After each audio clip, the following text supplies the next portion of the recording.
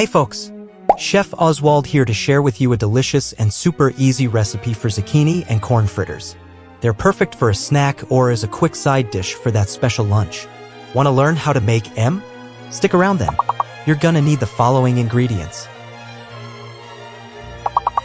In a large bowl, mix the grated zucchini, corn, green onions, chickpea flour, garlic, cumin, oregano, thyme, salt, and pepper. Stir well until everything is nicely combined and let it sit for at least 5 minutes. This step is crucial because the flour will absorb the moisture from the zucchini and create a nice dough to shape. Heat a large nonstick skillet over medium heat. Grease it with your preferred cooking oil and then scoop about 1/4 cup of the zucchini mixture onto the skillet. Cook for about 3 to 5 minutes on each side until they're lightly golden. Serve them hot with black beans, salsa, and avocado slices. It's absolutely delicious.